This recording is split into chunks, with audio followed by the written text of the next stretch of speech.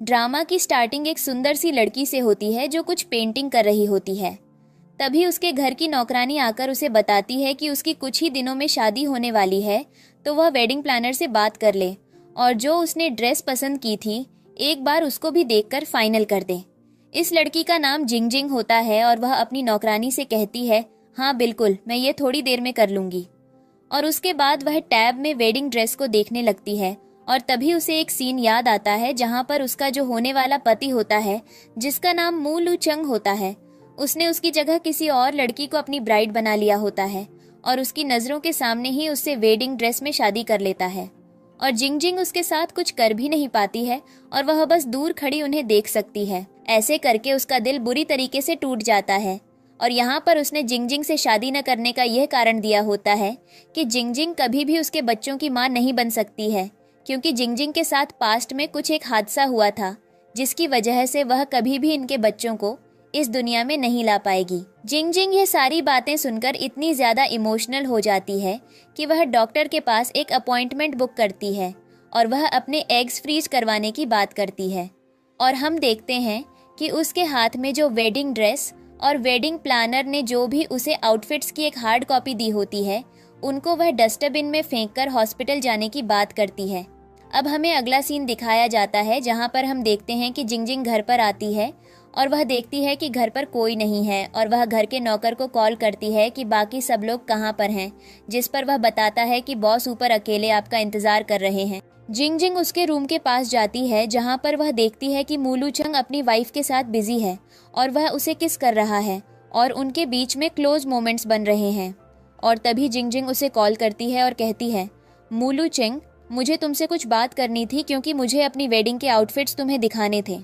मूलू चंग बोलता है, मेरे पास इतना फालतू टाइम नहीं है, तो अपने काम से काम रखो। और तभी हम देखते हैं कि जो वेडिंग आउटफिट जिंग जिंग ने अपने लिए स्टिच करवाया होता है, वह सामने खड़ी लड़की पहनकर मूलू चेंग के साथ रोमांस कर रही होती है। और यहाँ पर जिंग जिंग को यह सब कुछ देखकर बहुत ज्यादा बुरा लग रहा होता है और उसे समझ नहीं आता वह क्या करे। और यहाँ पर वह लड़की भी मैं करके लहंगे के कपड़े उतारने लगती है। और यहाँ पर मूलू चेंग फोन पर जिंग जिंग से झूठ बोल रहा होता है और कह रहा होता है, तुम तो मुझे ऐसे ट्रीट कर रही हो कि मानो मैं तुम्हें चीट करके भाग जाऊंगा किसी और के साथ। मैं तो तुमसे ही शादी करूंगा, टेंशन मत लो, पिछले 20 साल से तुम्हारे साथ रिलेशनशिप में हूँ। जिंग जिंग अपने सामने ये सब कुछ होता हुआ देख रही होती है, साथ में फोन पर बात भी कर रही होती है और उसके लिए यह सब कुछ बहुत ज्यादा मुश्किल होता है क्योंकि मूलू चेंग जो कह रहा होता है वह उसके ठीक अपोजिट सब कुछ कर रहा होता है। जिंग जिंग को समझ नहीं आता वह क्या करे, बस वह चुपचाप अंदर ही अंदर घुटते हुए ये सारी बातें सुनती रहती है और वह वेडिंग प्लान वाले दिन को याद करती रहती है। यहाँ पर मूलू चेंग फोन काटता है और अपनी वाइफ के साथ रोमांस करने में बिजी हो जाता है। तभी हम देखते हैं कि जिंग जिंग नीचे आती है और उसके पास मूलू चेंग की वाइफ का एक मैसेज आता है और वह कहती है, मुझे समझ आ चुका है कि तुम्हारा खेल खत्म हो गया है, तुम भी यह बात जितनी जल्दी समझ लो तो वह हम तीनों के लिए अच्छा है। मूलू चेंग को हमेशा से कुछ बच्चे चाहिए थे और मुझे पता है तुम उसको वह नहीं दे सकती हो, इसलिए कोशिश करो कि उससे तुम दूर हो जाओ। जिस पर जिंग जिंग कहती है, बिल्कुल, मेरे पास भी उसके लिए एक सरप्राइज है, जैसा सरप्राइज उसने मुझे दिया है।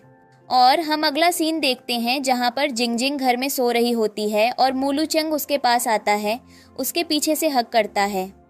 जिंग जिंग कहती है, तुम्हारे परफ्यूम की इतनी ज्यादा हार्ड स्मेल क्यों आ रही है? जिस पर मूलू चंग बोलता है, आज मैंने तुम्हारा फेवरेट परफ्यूम लगाया है जो तुम्हें हमेशा से पसंद था, तो क्या इसकी खुशबू अच्छी नहीं लगी ना? और जिंग जिंग चुपचाप बैठ जाती है और वह मूलू चेंग को अपने टैटूज के थ्रू वेडिंग आइडियाज दिखाने लगती है। जिस पर मूलू चेंग बोलता है, अब भी तो मैं ही देख रहा हूँ। और इसी के साथ हमें फ्लैशबैक के सीन दिखाए जाते हैं जहाँ पर जिंग जिंग ने ही वेडिंग आइडियाज बनाए होते हैं और मूलू चेंग उससे कह रहा होता है, यह बहुत ज़्यादा चाइल्डिश है और मुझे ये बचकानी हरकतें नहीं करनी हैं। मुझे एक इमोशनली स्टेबल और मेंटली स्टेबल लड़की से शादी करनी है। और अभी भी जिंग जिंग उन फोटोज को देखती है और वह फोटोज मूलू चेंग की वाइफ ने भी अपने सोशल मीडिया पेज पर पोस्ट कर रखी होती हैं। जिंग जिंग के लिए ये बहुत ज़्यादा हार्ट ब्रेकिंग होता है। यहाँ पर मूलू चेंग जिंग जिंग से कहता है, आखिर क्या हुआ, तुम्हें साइड क्यों हो? जिंगजिंग कहती है, तुमने मुझसे मेरे डेस्कटॉप प्रोफाइल को चेंज करने के लिए बोला था ना, मैंने वह कर दिया है और बस अब कुछ और मैं चेंज नहीं करूंगी। जिस पर मूलू चेंग बोलता है, गुस्सा मत हो, वैसे भी हमें बच्चा चाहिए ना। जिस पर जिंगजिंग जूस के ऊपर भड़कने लगती है और कहने लगती है, तुम्हारे अंदर अभी भी हिम्मत है कि तुम मुझसे ये बकवास कर रहे हो। और वह अपने कपड़े ऊपर करती है और दिखाती है कि उसके पेट पर एक बहुत बड़ी इंजरी का निशान है और कहती है, तुम इसके बारे में भूल चुके हो क्या। और हमें फ्लैशबैक का सीन दिखाया जाता है जहां पर जिंगजिंग मूलू चेंग के साथ आ रही होती है। वह बुरी तरीके से इंजर्ड होती है, किसी ने उसके ऊपर अटैक किया होता है और उसके आसपास कहीं भी उसे हॉस्पिटल नहीं मिल रहा होता, न एम्बुलेंस उसे पिक करने आ रही होती है, वह मर रही होती है। तभी वहां पर उनके घर का सीनियर नौकर आता है जो मूलू चेंग से कहता है, मैडम के लिए हमें जल्दी से गाड़ी का इंतजाम करना पड़ेगा, वरना वह अपना यहीं पर दम तोड़ देंगी। जिस पर मूलू चेंग जिंगजिंग को छोड़कर अकेले बीच सड़क पर कहता है, मैं गाड़ी का इंतजाम करने जा रहा हूँ। जिंगजिंग को उस मोमेंट पर किसी के सपोर्ट की जरूरत थी। जिंगजिंग वहीं बेहोश होकर नीचे गिर जाती है। जब उसकी हल्की सी आंख खुलती है तो वह देख पाती है कि उसके आसपास के लोग उसके फोन से किसी का नंबर डायल कर रहे हैं और उससे कुछ सवाल जवाब कर रहे हैं। और जिंगजिंग अब प्रेजेंट में कहती है, जब मेरी आंख खुली थी तो मैंने तुम्हें हॉस्पिटल में देखा था और तुम बाद में मेरे पास आकर रोए थे और तुमने ही मुझे बताया कि मैं कभी भी तुम्हारे बच्चों की माँ नहीं बन सकती हूँ। पर तुम्हें इन सब बातों से फर्क नहीं पड़ता, तो मैं बस एक मशीन हूँ, बस एक जरिया, और मैं चाहती हूँ कि तुम अभी भी यही सारी बातें सोच रहे होगे। जिस पर मूलू चेंग बोलता है, ऑफ कोर्स मैं सोच रहा हूँ, तुम इतनी ज्यादा टेंशन क्यों ले रही हो कि मैं तुम्हें छोड़ दूंगा। तुम हमेशा से मेरी वाइफ रहोगी। और तुमने अपने एग्स को हॉस्पिटल में फ्रीज तो नहीं करवाया है। जिंगजिंग कहती है, अगर वह मैं करवा भी लूंगी तो वह मैं तुम्हें जरूर बताऊंगी। अब हम अगला सीन देखते हैं जहां पर मूलू चेंग शोवर में होता है और जिंगजिंग के पास वेडिंग प्लानर का मैसेज आता है। जिंगजिंग से अभी भी वेडिंग प्लान की डेट मांगी जा रही होती है और यहाँ पर जिंगजिंग बार बार वह सारे ख्वाब देख रही होती है जो उसने मूलू चेंग के साथ सजाए होते हैं, जो उसके और मूलू चेंग के ड्रीम्स होते हैं जो वह जीना चाहती थी। और हम देखते हैं कि वह रूम से बाहर आती है और कॉल करती है, कहती है, मैं चाहती हूँ कि शादी के बाद मैं कभी भी यहाँ वापस ना आऊँ और ये सब कुछ एक ग्रैंड सरप्राइज हो। और इसी के साथ हमें अगला सीन दिखाया जाता है जहाँ पर मूलू चेंग और जिंगजिंग बैठे होते हैं। जिंगजिंग अपनी शादी की शॉपिंग की चीजें देख रही होती है। मूलू चेंग बोलता है, मुझे पता है तुम जो भी सिलेक्ट करोगी वह बहुत अच्छा होगा, मुझे तुम्हारी पसंद है। जिंगजिंग कहती है, मैं जानती हूँ तुम कभी भी मुझे इतना ज्यादा डिसअपॉइंट नहीं करोगे। जिस पर मूलू चेंग उसकी तरफ देखता है और कहता है, हाँ बिल्कुल। और उसके बाद हम देखते हैं कि ये दोनों आपस में वेडिंग प्लानिंग की बात करने लगते हैं। तभी अचानक से मूलू चेंग की वाइफ का कॉल आता है। मूलू चेंग साइड जाकर फोन उठाता है तो उसे पता चलता है कि उसकी वाइफ की तबीयत बिगड़ रखी है। और यहाँ पर जिंगजिंग कहती है, तुम इतनी जल्दी जा रहे हो, अभी तक तो हमने अपनी शादी की शॉपिंग पूरी तरीके से देखी भी नहीं है। जिस पर मूलू चेंग कहता है, दरअसल तुम मेरी पर्सनल चीज़ों पर, कंपनी में जो भी लॉस और प्रॉफिट होते हैं वह मेरे अपने नहीं होते। अगर मैं वहाँ नहीं पहुँचा तो कंपनी बहुत ज़्यादा लॉस में चली जाएगी, तुम तो सब समझती हो ना। और यहाँ पर जिंगजिंग कहती है, पर कल तो हमारी शादी है ना, तो तुम्हें रुकना चाहिए मेरे साथ। मूलू चेंग बोलता है, मैं तुमसे कल आकर मिलता हूँ। और उसके बाद हम देखते हैं कि मूलू चेंग वहाँ से चला जाता है। अब जिंगजिंग के पास वही सीनियर नौकर आता है। वह जिंगजिंग से कहता है, तुम चलो, मैंने तुम्हारे लिए सारे इंतजाम करवा दिए हैं और तुम चलकर उन सारी चीजों को देख लो। जिस पर जिंगजिंग वे जो सारे होते हैं मूलू चेंग के साथ उनको बाहर आग से जला रही होती है और उसके लिए यह सब कुछ इतना ज्यादा इमोशनल होता है कि वह कुछ भी नहीं कर सकती थी। अब वह अंदर आकर खाना खाना शुरू करती है तो उसका जो सीनियर नौकर होता है वह उसके लिए सूप बनाकर लाया होता है और वह उसे वह सूप दे रहा होता है ताकि जिंगजिंग के अंदर थोड़ी सी स्ट्रेंथ आ जाए। और वह यहाँ पर मूलू चेंग के बारे में बात करता है और कहता है, मुझे पता है कि मूलू चेंग की लाइफ में और भी लड़कियां हैं, पर तुम इतना ज्यादा सैड मत हो, उसने तुम्हारा बहुत ज्यादा ध्यान रखा है। जिस पर जिंगजिंग के हाथों से सूप गिर जाता है और उसका हाथ जल भी जाता है और वह मूलू चेंग से कहती है, उसने मेरा बहुत अच्छे से ध्यान रखा है। और वह मूलू चेंग को मैसेज करती है, कल मैं तुम्हें शादी के टाइम देखती हूँ, लव यू। और यह उसका लास्ट मैसेज होता है। अब हमें शादी के दिन का सीन दिखाया जाता है और उसके बाद सभी दोस्तों के साथ वह वर शादी के लिए जा ही रहा होता है और कह रहा होता है, आज से जिंगजिंग सिर्फ मेरी होगी, तो मेरे सामने कोई भी उसके बारे में फालतू बकवास न करे। जिस पर उसके दोस्त हंस रहे होते हैं और मूलू चेंग की टांग खींच रहे होते हैं कि इसको कितनी ज़्यादा जल्दी है अपनी वाइफ से मिलने की और इसने हमें बाहर कर दिया है। और जैसे ही मूलू चेंग दरवाज़ा खोलता है वह देखता है कि अंदर पेरिस स्टाइल सेटअप में कोई भी ब्राइड खड़ी नहीं है और यहाँ पर वह इवेंट प्लानर पर भड़कने लगता है, मेरी ब्राइड किधर है? जिस पर इवेंट प्लानर कहती है, बस आप थोड़ी देर इंतज़ार करें, वह आ रही हैं। जिस पर मूलू चेंग बोलता है, वेट कर रहा हूँ पर उन्हें जल्दी से बुलाओ, मैं उससे मिलने के लिए बहुत एक्साइटेड हूँ। और वह यहाँ पर जिंग जिंग को फ़ोन भी करता है पर जिंग जिंग उसका फ़ोन नहीं उठाती है और उसे पता नहीं होता है कि जिंग जिंग उसे अकेला छोड़कर यहाँ से जा चुकी है। और यहाँ पर वह इवेंट प्लानर से कहता है, मैं बहुत एक्साइटेड हूँ अपनी वाइफ टू बी से मिलने के लिए, कहाँ है मेरी जिंग जिंग? जैसे ही वह इतना बोलता है इवेंट प्लानर कहती है, पर यह तो शादी किसी और लड़की के नाम से आनी है। जिस पर वह कहता है, क्या बकवास कर रही हो? और वह इवेंट प्लानर उसे वेडिंग कार्ड दिखाती है जिस पर जिंग जिंग की जगह किसी और का नाम होता है। इधर हमें जिंग जिंग को दिखाया जाता है जो एक मॉन्क मॉनेस्ट्री में गई होती है खुद को हील करने के लिए और यहाँ पर उसने वहाँ पर्ची चिपका रखी होती है मूलू चेंग के साथ जो विश से रिलेटेड होती है और वह मूलू चेंग को देखकर इमोशनल हो रही होती है और वहाँ पर वह मॉन्क से सलाह ले रही होती है क्योंकि जिंग जिंग का दिल टूटा होता है और वह विश को जैसे तैसे वहाँ से हटाना चाहती थी। इधर मूलू चेंग कॉल करता है और उससे कहता है, तुम मुझे छोड़कर ऐसे कैसे जा सकती हो? तुम्हें पता है ना मैं तुम्हारे बिना पागल हो जाऊंगा। जिंग जिंग कहती है, मेरे बिना पागल हो जाओगे? अब तो तुम्हारे पास तुम्हारी फैमिली है, तुम्हारे बच्चे हैं, सब है। मैं होती कौन हूँ? मैं बस दूर हूँ उन सारी चीज़ों को देखने के लिए जो हमने लास्ट ईयर प्लान की थी। तुमने मुझसे बोला था कि तुम मुझे एक हैप्पी फैमिली लाइफ दोगे, पर शायद वह मेरे नसीब में नहीं है।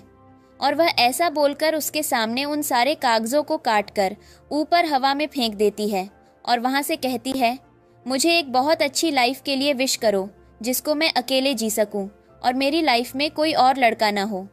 इधर मूलू चेंग पागल हो रहा होता है और वह उसका फ़ोन काट देती है। तभी वहाँ पर एंट्री होती है उस लड़की की जिससे उसकी शादी होने वाली होती है और उसने जिंग जिंग की लाई हुई वेडिंग ड्रेस पहन रखी होती है। जिस पर मूलू चेंग और ज़्यादा पागल हो रहा होता है और वह उस लड़की से कह रहा होता है, तुम यह कर क्या रही हो? और उसका गला पकड़ लेता है और उसके गले को दबाने लगता है। उसके दोस्त उसे समझाते हैं कि तेरी वाइफ तेरे बच्चे से प्रेग्नेंट है, तू जो कर रहा है उससे बच्चे को और माँ को दोनों को हानि होगी, तो तुझे ऐसा नहीं करना चाहिए। इधर हम देखते हैं कि मूलू चेंग बोलता है, मुझे बस जिंग जिंग चाहिए किसी भी कीमत पर। इधर हम जिंग जिंग को देखते हैं जो मॉम को लास्ट टाइम गुड बाय बोलकर वहाँ से आने लगती है। मंक उससे कहता है, अगर आपको कभी भी हीलिंग की ज़रूरत हो तो आप यहाँ विजिट कर सकती हैं। जिंग जिंग कहती है, जी थैंक यू, और वह निकल कर आने लगती है। हम देखते हैं कि तभी उसके सामने मूलू चेंग उसे ढूंढता हुआ पागलों की तरह गला फाड़ फाड़ कर चिल्लाता हुआ मोनेस्ट्री में उसके पास आ जाता है। वह जिंग जिंग को देख लेता है और उसके पास आता है और कहता है, तुम ऐसा नहीं कर सकती हो, तुम मुझे नहीं छोड़ सकती हो। जिंग जिंग कहती है, पर तुम्हारी तो शादी उससे ऑलरेडी हो चुकी थी। जिस पर जिंग जिंग को यह सवाल करते हुए देखकर मूलू चेंग उससे कहता है, क्या तुम बोल रही हो? ये सब एक मजाक था। और वह सब वीडियो दिखाता है कि मैंने उस लड़की के साथ गलती से क्लोज मोमेंट्स बना लिए थे जिसकी वजह से वह मेरे बच्चे से प्रेग्नेंट हो गई। अब मुझे न चाहते हुए भी उसे अपना नाम देना पड़ा, उसे और मेरे बच्चे को। तुम इतनी सी बात पर इतना ज्यादा गुस्सा हो गई हो? मैंने कभी भी उसे टच नहीं किया। वह सिर्फ मेरे लिए मेरे बच्चे की माँ है और कुछ भी नहीं। मेरी वाइफ तो सिर्फ तुम हो ना, और वैसे भी तुम्हें भी एक बच्चा चाहिए था।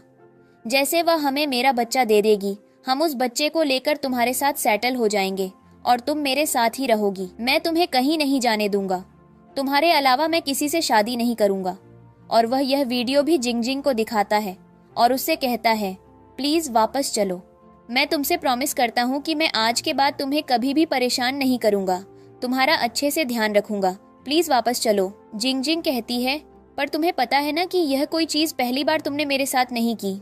50 बार तुमने मुझे ऐसे चीट किया है और मैं चीट होने के बाद तुम्हारे साथ कैसे जा सकती हूँ।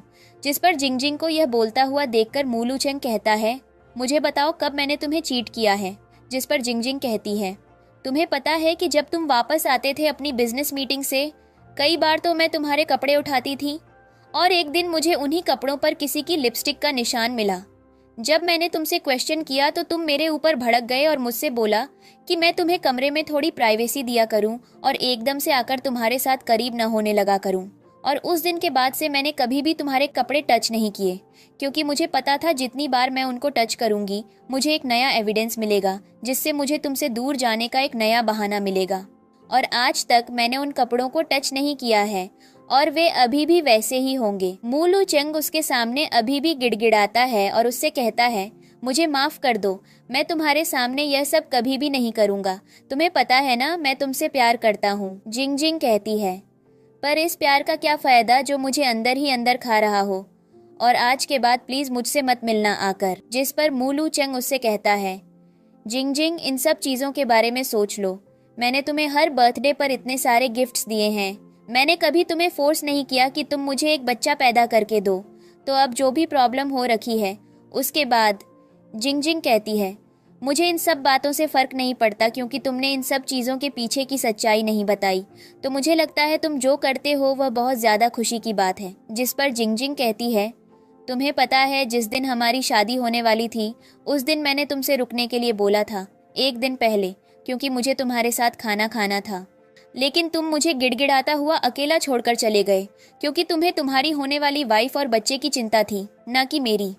जिस पर मूलू चेंग बोलता है, उसकी तबीयत बिगड़ गई थी इसीलिए मुझे जाना पड़ा, और वैसे भी मैं उसे 1 या 2 साल से जानता हूँ।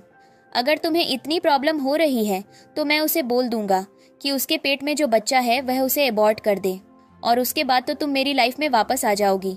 जिंग जिंग कहती है, तुम्हारे पास वापस आने के लिए मैं इस दुनिया में आने वाले मासूम की जान तो नहीं दिलवाऊंगी, जिसमें उसकी कोई गलती भी नहीं है, जब यहाँ आसपास के लोग ही इतने ज्यादा सेल्फिश हैं।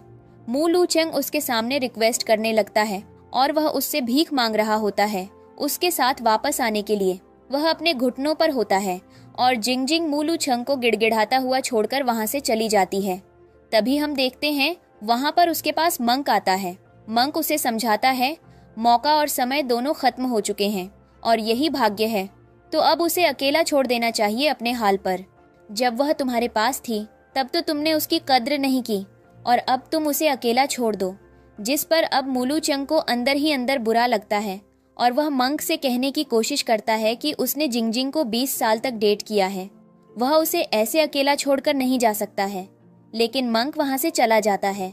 उसके बाद अब मूलू चेंग किसी को कॉल करता है और कहता है, मेरा ऑफिस का शेड्यूल चेक करवाओ और यहाँ पर जिंग जिंग को पता मत लगने देना कि मेरा और अभी भी उस लड़की का कुछ सीन चल रहा है।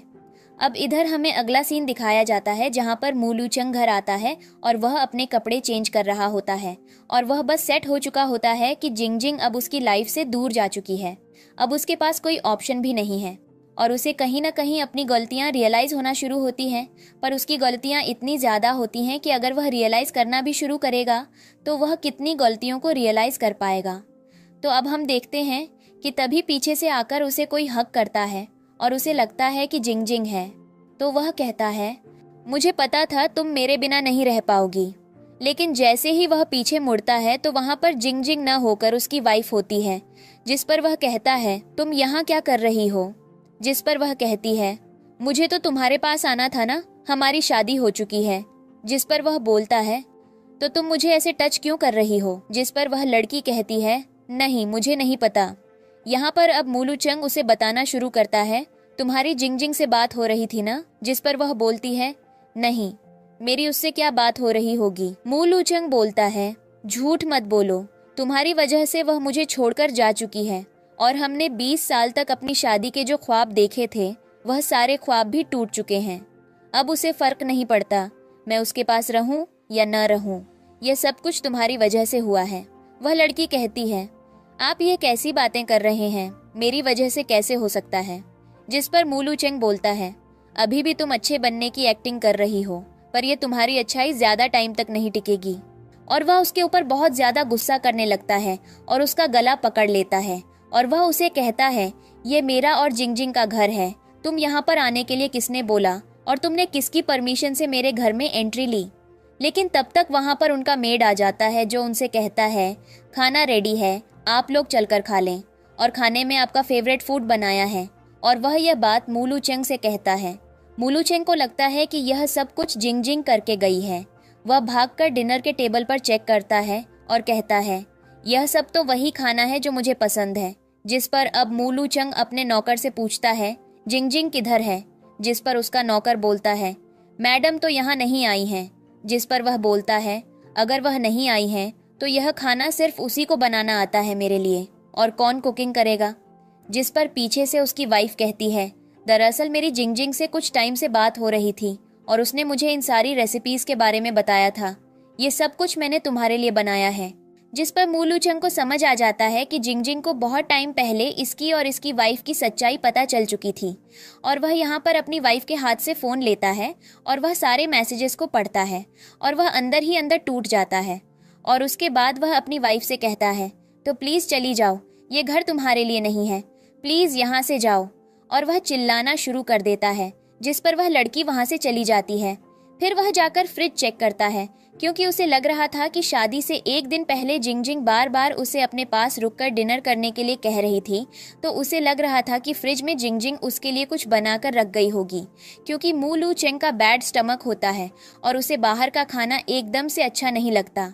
जब वह फ्रिज जाकर चेक करता है तो उसके अंदर भी कुछ नहीं होता है और उसे सीनियर नौकर बताता है, मैडम यहाँ से जाने से पहले अपना सारा सामान हटा कर गई हैं और इवन जो उन्होंने खाना बनाया था वह सब कुछ भी फेंक कर गई हैं। तुम्हें यह सब कुछ पता था तो तुमने मुझे क्यों नहीं बताया? जिस पर वह कहता है, मुझे नहीं पता था कि मैडम इतना बड़ा कदम उठा लेंगी और अब तो बहुत देरी हो चुकी है। जिस पर अब मूलू चंग भागते हुए रूम्स के अंदर जाता है तो वह देखता है कि वहाँ पर रखे हर एक फोटो फ्रेम में जो उसकी और जिंगजिंग की कैप्चर मोमेंट्स की फ़ोटो लगी होती है, इंगजिंग ने वह सारे फोटोज़ भी लेकर जला दिए होते हैं। और यहाँ पर वह अपने नौकर से कहती है, कहाँ गए ये सारे फ़ोटोज़? जिस पर नौकर उसे बताता है, शादी से एक दिन पहले मैडम ने ये सब कुछ बर्बाद कर दिया क्योंकि उन्हें कुछ भी नहीं चाहिए था। अब यहाँ पर वह और ज़्यादा हैरान होता है और फ्रेम्स को तोड़ने लगता है और कहने लगता है, जिंगजिंग मुझे ऐसे नहीं छोड़ सकती, मुझसे ऐसे कैसे बिहेव कर सकती है? मतलब मुझसे एक गलती हो गई तो वो मुझे इतनी बड़ी सज़ा दे रही है? और उसके बाद वह जिंगजिंग को कॉल लगाता है। इधर हम जिंगजिंग को दिखाते हैं, वह अपनी फ्रेंड को कॉल लगाती है और उससे कहती है, मुझे तुमसे आज मिलना है। उसकी दोस्त कहती है, मैं जैसे ही काम से फ्री होऊंगी तुम्हारे पास ज़रूर आऊंगी। जिस पर जिंगजिंग कहती है, मैं तुम्हारा एक पार्क में बैठकर इंतज़ार कर रही हूँ। तभी वहाँ पर मूलू चंग आ जाता है। मूलू चंग कहता है, तुम यहाँ पर हो? जिंगजिंग कहती है, तो तुमने अभी भी मेरा पीछा करना नहीं छोड़ा? तुम मुझे क्यों फॉलो कर रहे हो? अपने काम से काम रखो। जिस पर मूलू चेंग इमोशनल होकर और रोते हुए उससे कहता है, मुझे पता है तुम मुझसे नाराज़ हो, पर प्लीज़ ऐसे मत करो। जिस पर जिंगजिंग कहती है, तुम ये मत भूलो कि तुम्हारी वाइफ प्रेग्नेंट है। जिस पर मूलू चेंग बोलता है, मैंने पहले ही कहा मुझे वो बच्चा नहीं चाहिए, मुझे सिर्फ तुम चाहिए। जिंगजिंग कहती है, फिर से अपनी ये बकवास शुरू मत करो, हमारे बीच पहले ही इन सब चीज़ों को लेकर बात हो चुकी है। और वह यहाँ पर जिंगजिंग से कहता है, मुझे पता है तुमने हॉस्पिटल में अपने एग्स फ्रिज करवा रखे हैं, तुम मेरे बच्चे को इस दुनिया में ला सकती। जिंगजिंग कहती है, अपनी बकवास बंद रखो, तुम्हें क्या पता है उस दिन उस रात मेरे साथ क्या हुआ था जब तुम मुझे अकेला छोड़कर चले गए थे, और मैं उन सब चीज़ों से पहले ही डील कर चुकी हूँ। और अब मैं बार बार तुम्हें यह बात नहीं समझाऊंगी कि मेरी बॉडी में इतनी एनर्जी नहीं है कि मैं तुम्हारे बच्चे को इस दुनिया में लेकर आऊं। जिस पर मूलू चेंग बोलता है, पर तो मैसेज क्यों कर रही हो? तुम्हें पता है ना मैं तुमसे प्यार करता हूँ, मैं तुम्हारे लिए सब कुछ बदल दूंगा जो तुम कहोगी, और मैंने आज तक जितनी भी गलतियाँ की हैं उसके लिए तुम मुझे पनिशमेंट भी दे सकती हो। जिस पर जिंगजिंग उसे धक्का देकर आगे जाने लगती है। मूलू चंग उसके पीछे पीछे आता है, लेकिन तबीयत अचानक से जिंगजिंग की खराब होने लगती है, क्योंकि मूलू चंग ने जो परफ्यूम लगा रखा होता है उससे उसे प्रॉब्लम होने लगती है। और यहाँ पर मूलू चंग बोलता है, तुम्हें ये दिक्कत क्यों हो रही है? जिंगजिंग बोलती है, क्योंकि तुमने जो परफ्यूम लगाया है वो परफ्यूम बहुत ज़्यादा हाई डोज का है और मुझे परफ्यूम से हमेशा से एलर्जी है, इडियट। जिस पर मूलू चंग उसे अपना कोट देता है और कहता है, मुझे नहीं पता था इन सब चीज़ों के बारे में। और जिंगजिंग उसका कोट वापस करती है और कहती है, अब इस झूठी फिक्र का क्या? तुम्हें कभी कुछ पता था कि मुझे क्या पसंद है और क्या नहीं? जिस पर इसी के साथ मूलू चंग को अपने सीनियर नौकर की बात याद आती है कि जिंगजिंग हमेशा उसका घर में इंतज़ार किया करती थी उसके आने के लिए, और उसे मूलू चंग की हर एक हैबिट और प्रेफरेंसेस पता थी। जिस पर अब यहाँ पर मूलू चंग उसे कहता है, मैं दोबारा से तुम्हारी कोई भी चॉइस और कुछ भी नहीं भूलूंगा, बस घर चलो, मुझे ऐसे टॉर्चर मत करो। यहाँ पर जिंगजिंग की तबीयत बिगड़ने लगती है और यहाँ पर मू लू चेंग उसे अलग टॉर्चर दे रहा होता है। इसमें जिंगजिंग थोड़ी देर के लिए वहीं एलर्जी की वजह से बेहोश हो जाती है। मू लू चेंग इतना ज़्यादा इंटेलिजेंट होता है कि उसे पार्क वाली टेबल पर लिटा देता है और जब थोड़ी देर बाद जिंगजिंग अपनी आंखें खोलती है और वह देखती है कि मू लू चेंग उसके सामने बैठा हुआ है। मू लू चेंग अपने आप को महान दिखाते हुए उससे कहता है, तुम्हें पता है तुम्हारी तबीयत बिगड़ गई थी तो मैंने तुम्हें यहाँ लिटा दिया ताकि तुम थोड़ी देर में रिलैक्स हो जाओगी तो हम घर चल सकेंगे। जिंगजिंग कहती है, मुझे कहीं होटल दिला दो और मैं वहाँ पर रेस्ट करना चाहती हूँ। मू लू चेंग बोलता है, बिल्कुल। और हम देखते हैं कि वह जिंगजिंग और मू लू चेंग एक होटल में जाते हैं जहाँ पर जिंगजिंग मू लू चेंग से कहती है कि उसे सिंगल रूम चाहिए, पर मू लू चेंग ज़बरदस्ती होटल वाले से बोलकर अपने लिए और जिंगजिंग के लिए एक किंग साइज बेडरूम बुक करवा लेता है। जिंगजिंग कहती है, तमाशा करना बंद करो, लेकिन यहाँ पर मू लू चेंग कहता है, सर ये मेरी वाइफ है, मुझसे थोड़ा नाराज़ है, मैं उसको बाद में हैंडल कर लूँगा। अब जिंगजिंग और मू लू चेंग बेडरूम के अंदर आते हैं और यहाँ पर जिंगजिंग मू लू चेंग से कहती है, दरअसल तुम्हें ये सब करने की ज़रूरत नहीं है। मुझे नहीं पता कि तुम मुझे क्यों नहीं छोड़ रहे हो और क्यों मेरा पीछा कर रहे हो। हमारे बीच तो सब कुछ खत्म हो चुका है। जाकर अपनी वाइफ और अपने बच्चे के साथ एक हैप्पी लाइफ जियो। जिस पर मू लू चेंग आकर उसे पीछे से हक कर लेता है और कहता है, मैं बस तुम्हें चाहता हूँ और मुझे कुछ नहीं चाहिए। जिंगजिंग कहती है, मैं जानती हूँ कि तुम्हें तुम्हारा बच्चा चाहिए और इसमें कोई बुराई नहीं है, क्योंकि मैंने देखा था जिस दिन तुम्हारी वाइफ प्रेग्नेंट हुई थी उस दिन तुम्हारी खुशी का ठिकाना नहीं था। तुम बार बार उसकी फोटोज देख रहे थे और अपने बच्चे की हार्ट बीट सुनने की कोशिश कर रहे थे। मैंने वो फोटोज देखी थी जहाँ पर मू लू चेंग बार बार अपनी वाइफ की और अपने होने वाले बच्चे की फोटोज चेक कर रहा होता है। लेकिन जैसे ही जिंगजिंग वहाँ पर आती है, जिंगजिंग कहती है, मुझे लगता है कि तुम्हें अभी भी बच्चों में बहुत ज़्यादा इंटरेस्ट है। मू लू चेंग बोलता है, ऐसी कोई बात नहीं है, बस एक बार मन कर जाता है कि मेरे आसपास भी मेरा बच्चा हो। जिस पर जिंगजिंग कहती है, अगर तुम बोलो तो मैं ये रिस्क लेने को रेडी हूँ। लेकिन मू लू चेंग उससे कहता है, नहीं, ये तुम्हारी बॉडी के लिए बहुत ज़्यादा हार्मफुल है, मैं तुम्हें इतनी बड़ी प्रॉब्लम में नहीं पड़ने दूंगा, इसीलिए तुम ऐसा कुछ भी नहीं करोगी। जिंगजिंग कहती है, ठीक है। और यहाँ पर अभी हम अगला सीन देखते हैं जहाँ पर जिंगजिंग कह रही होती है, और अब तुम सिर्फ उसके पेट में जो पल रहे बच्चे के लिए उसके साथ हो। जिस पर मू लू चेंग कहता है, मैं उसे मार दूंगा, मैं उसे दुनिया में नहीं आने दूंगा। जिंगजिंग कहती है, तुम फिर से बकवास करना बंद करो, मैं बस इतना कह रही हूँ कि मैं नहीं चाहती कि तुम्हारी जो हैप्पी लाइफ है जिसको तुम डिजर्व करते हो उसे मेरी वजह से ख़राब करो। जिस पर मू लू चेंग कहता है, मुझे पता है तुम मुझसे बहुत ज़्यादा प्यार करती हो, पर इतना कोल्ड बिहेव क्यों कर रही हो? मत करो ये सब कुछ, मुझे नहीं अच्छा लग रहा। और वैसे भी मैंने वेडिंग ड्रेस को चेंज करवा दिया है, तो मैं जो वेडिंग ड्रेस चाहिए तुम जैसी ले सकती हो। तुम जो बताओगी वैसे मैं तैयार होकर तुम्हारे पास आ जाऊंगा। जिस पर जिंगजिंग कहती है, पर अब इन सब चीज़ों का मतलब नहीं बनता, मैं समझ चुकी हूँ कि तुम मेरे लिए नहीं बने हो। जिस पर अब जिंगजिंग कहती है, तुम्हें पता है फ्लैशबैक में मैंने तुमसे एक लिपस्टिक का शेड मांगा था और मैंने तुमसे रेड कहा था, और तुम वहाँ पर उस लड़की का शेड लेकर आए थे जिसके साथ तुम्हारा बाहर अफेयर चल रहा था। और जब मैंने तुमसे इस चीज़ के बारे में बात की तो तुमने बोला, मामूली से लिपस्टिक के शेड के ऊपर मुझे इतनी ज़्यादा आर्ग्यूमेंट करने की नीयत नहीं है, और इस जगह अगर मैं तुम्हारी चीज़ों के साथ ऐसा करती तो तुम्हें कैसा लगता? जिस पर मू लू चेंग बोलता है, उस चीज़ के साथ मैं थोड़ा कंफ्यूज हो गया था। अब तो मुझे उन सब चीज़ों को लेकर ऐसे जजमेंट मत दो, मैं सब कुछ ठीक कर दूंगा, तो मेरे साथ तो चलो। जिंगजिंग कहती है, पर मैं कैसे चलूं?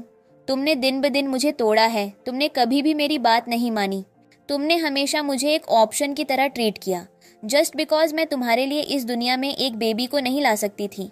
जिस पर वह कहता है, तुम इतना गलत क्यों सोच रही हो? मैं तुम्हारे लिए सब कुछ करने को रेडी हूँ, मुझसे शादी कर लो, चलकर मुझे एक मौका तो दो। जिंगजिंग कहती है, नहीं, मैं ये सब कुछ नहीं कर सकती हूँ।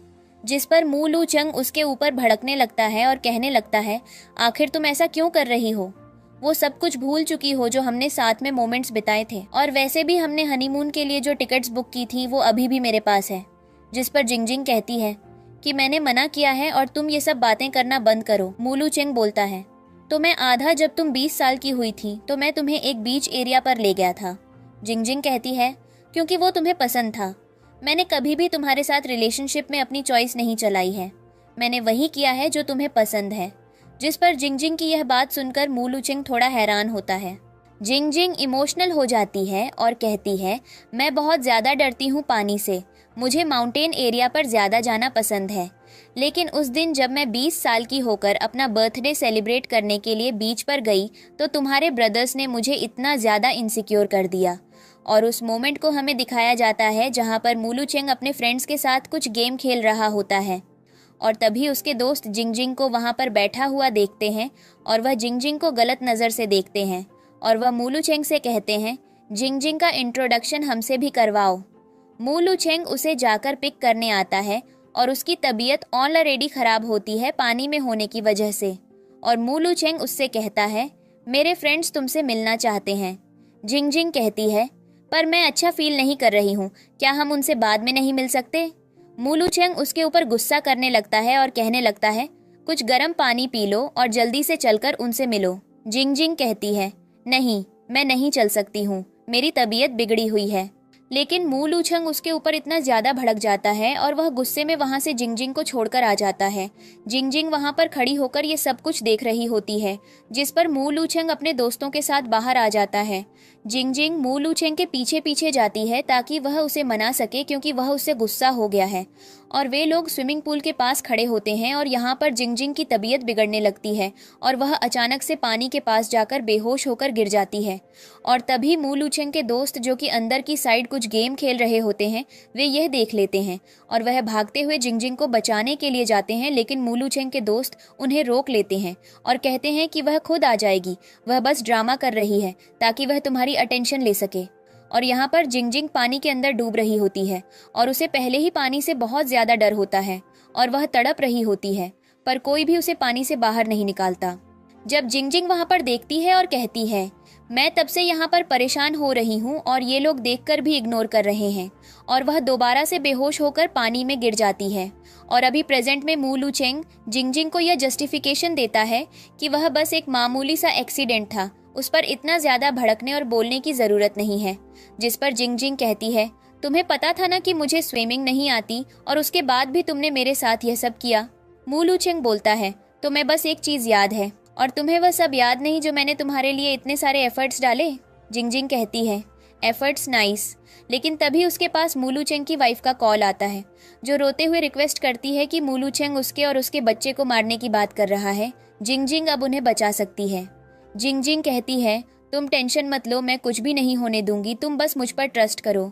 जिस पर वह मू लुचेंग से रिक्वेस्ट करती है कि मुझे बताओ वह किस हॉस्पिटल में है, मैं उसके पास जाना चाहती हूँ। मू लुचेंग बोलता है, नहीं, मैं तुम्हें नहीं जाने दूंगा। और वह उस लड़की के ऊपर भी भड़कने लगता है और कहने लगता है, अपनी गंदी जुबान मेरी जिंगजिंग के पास आकर मत चलाओ और उसे अकेला छोड़ दो। जिस पर जिंगजिंग कहती है, तुम ऐसा नहीं कर सकते हो, इन सब चीज़ों में तुम्हारी गलती है, उस मासूम बच्चे की नहीं। इन दोनों के बीच में बहुत ज़्यादा आर्ग्यूमेंट होती है, जिस पर मू लुचेंग अपने असली रूप में आ जाता है। वह जिंगजिंग का गला पकड़ लेता है और कहता है, मैं तब से तुम्हें प्यार से मनाने की कोशिश कर रहा हूँ, तुम्हें समझा भी रहा हूँ और तुम्हें लगता है कि तुम यह जो फालतू की हरकतें कर रही हो उनसे मुझसे दूर चली जाओगी। पहली बात तो उसका बच्चा बहुत टाइम पहले ही मर चुका है और उसे मैंने इतने पैसे दे दिए हैं कि वह अब्रॉड जा रही है और अब तुम दोबारा से उसके बारे में यहाँ पर कुछ भी नहीं बोलोगी और आज के बाद तुम मुझसे कभी मिल भी नहीं पाओगी। जिस पर जिंगजिंग मू लुचेंग को एक जोर का चांटा लगाती है। मू लुचेंग के मुंह से ब्लड आने लगता है, लेकिन मू लुचेंग जिंगजिंग के साथ जबरदस्ती करने लगता है।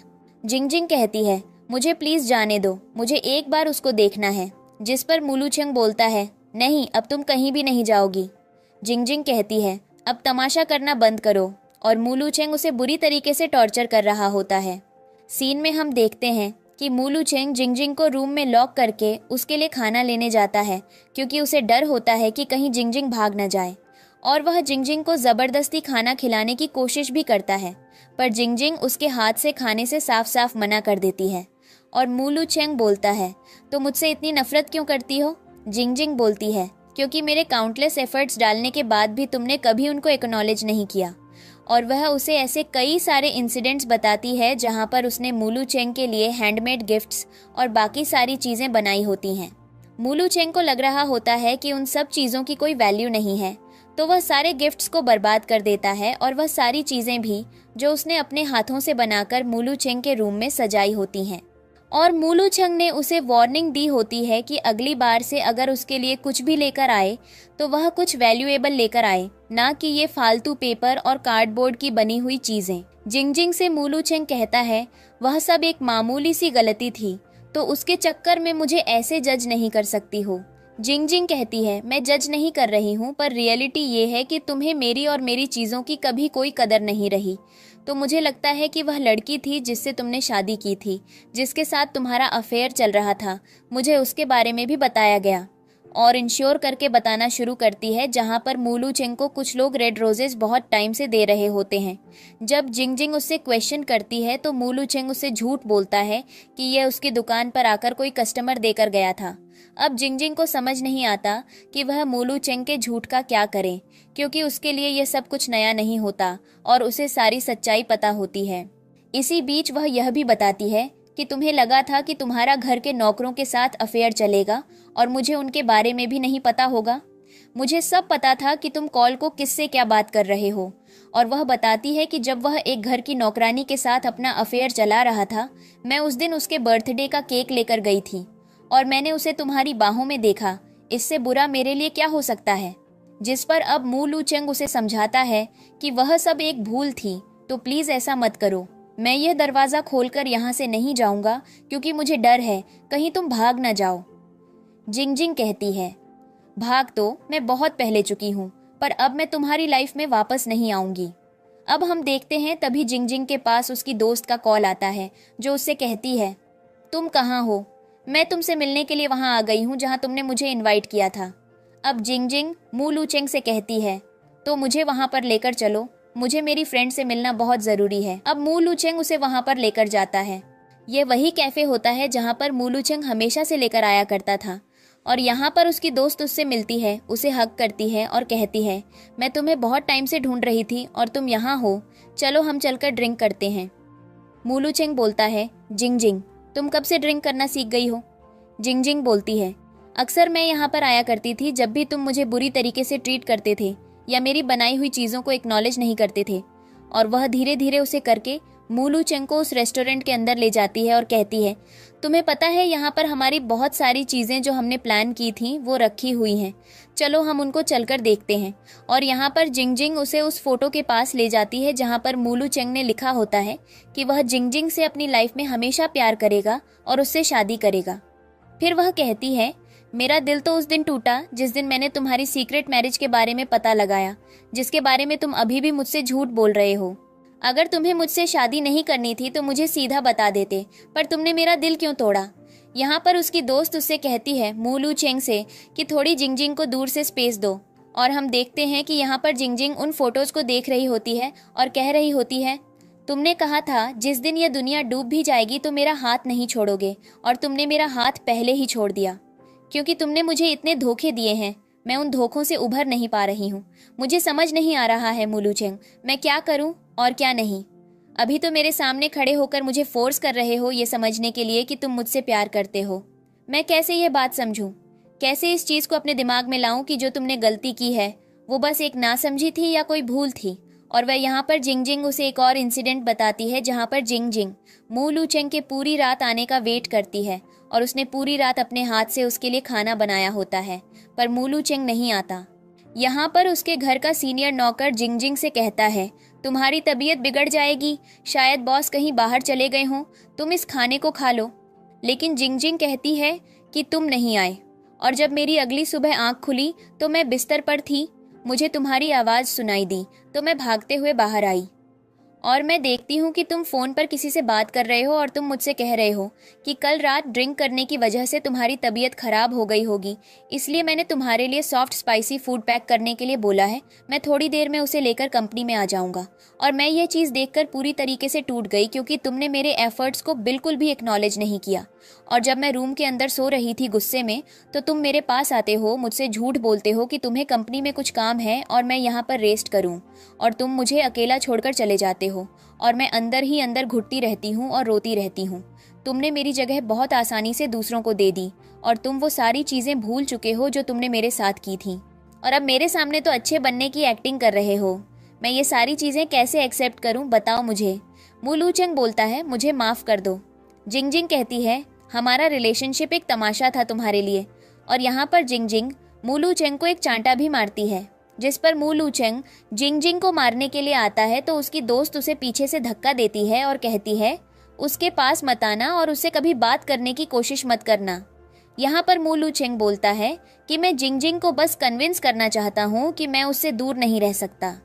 जिंगजिंग कहती है, पर अब मैं जाना चाहती हूँ क्योंकि मैं तुम्हारे साथ नहीं रह सकती। हमारे बीच जो कुछ भी था वह खत्म हो गया है। मू लूचेंग बोलता है, पर मैं तुम्हें इस चीज की परमिशन नहीं देता। और उनकी दोस्त और वह मू लूचेंग को धक्का देते हैं और उसकी फ्रेंड उसे अपनी बाइक पर बिठाकर जल्दी से वहां से भागकर ले जाती है। और मू लूचेंग यहाँ पर बीच सड़क पर रोता गिड़गिड़ाता रहता है और जिंगजिंग उसकी नजरों के सामने ही उससे दूर भाग जाती है। अब हम अगला सीन देखते हैं कि जिंगजिंग अपनी फ्रेंड के साथ अपने घर पर होती है और वह बुक पढ़ रही होती है। और उसकी फ्रेंड जैसे ही बालकनी पर आती है वह देखती है कि मू लूचेंग पूरी रात से वहीं खड़ा हुआ है। जिंगजिंग कहती है, उसे करने दो जो वह करना चाहता है। मेरी उससे पूरी तरीके से बात हो चुकी है कि मैं अब उसके साथ नहीं जा सकती हूँ। यह उसकी बेवकूफ़ी है कि वह इस चीज़ को एक्सेप्ट नहीं कर रहा है। इसमें मेरी कोई गलती नहीं है। और थोड़ी देर में बारिश शुरू हो जाती है और मू लूचेंग भारी बरसात में बेहोश हो जाता है। जिंगजिंग नीचे आती है और अपनी फ्रेंड से कहती है, एम्बुलेंस को कॉल करो, हमारे अंदर अभी भी इंसानियत बाकी है, हम उसे हॉस्पिटल लेकर जाएंगे। और यहाँ पर एम्बुलेंस को बुलाया जाता है। मू लूचेंग को हॉस्पिटल भेजा जा रहा होता है और यहाँ पर जिंगजिंग से मू लूचेंग कह रहा होता है कि बॉस के साथ हॉस्पिटल आ जाओ। जिंगजिंग कहती है, मुझे माफ़ करना, पर आप मेरे लिए सिर्फ एक स्ट्रेंजर हैं, मैं आपके लिए इतनी बड़ी चीज़ नहीं कर सकती हूँ। अब यहाँ पर जिंगजिंग एक कैफ़े में बैठी होती है, अपनी फ्रेंड को बता रही होती है कि मुझे डॉक्टर की तरफ से बहुत बार फ़ोन आ चुका है। मुझे थोड़ी टेंशन हो रही है कि मू लूचेंग की तबीयत कैसी है या कैसी नहीं। लेकिन तब तक वहाँ पर मू लूचेंग खुद ही आ जाता है। जिंगजिंग कहती है, तुम यहाँ क्या कर रहे हो? तुम्हें घर जाना चाहिए, तुम्हें रेस्ट की ज़रूरत है। मू लूचेंग बोलता है कि तुमसे मिलने आया था, तुम्हारे बिना घर कैसे जा सकता हूँ। जिंगजिंग कहती है, बकवास बंद रखो और अपना काम करो जाकर।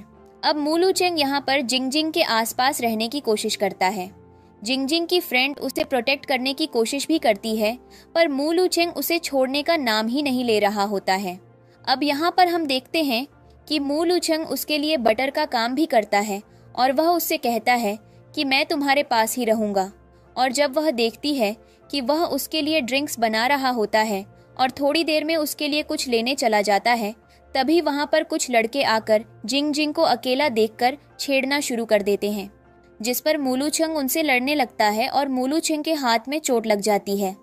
जिंगजिंग कहती है, तुम्हें ये सब करने की ज़रूरत नहीं थी, और वह उसके हाथ में दवाई लगाती है।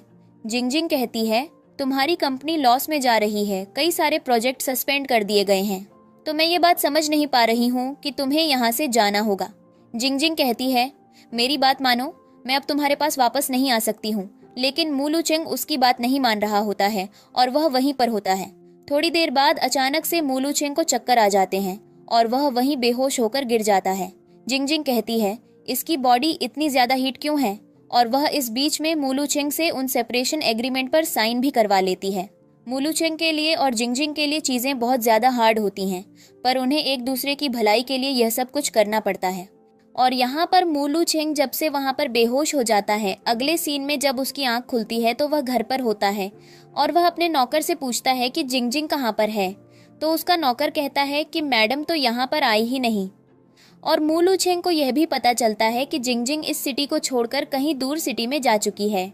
और हम देखते हैं कि मू लूचेंग अपनी गाड़ी लेकर दूर से बैठा कैंपिंग करता हुआ देखता है, जहाँ पर वह अपनी फ्रेंड के साथ टाइम स्पेंड कर रही होती है और अच्छे से एंजॉय कर रही होती है।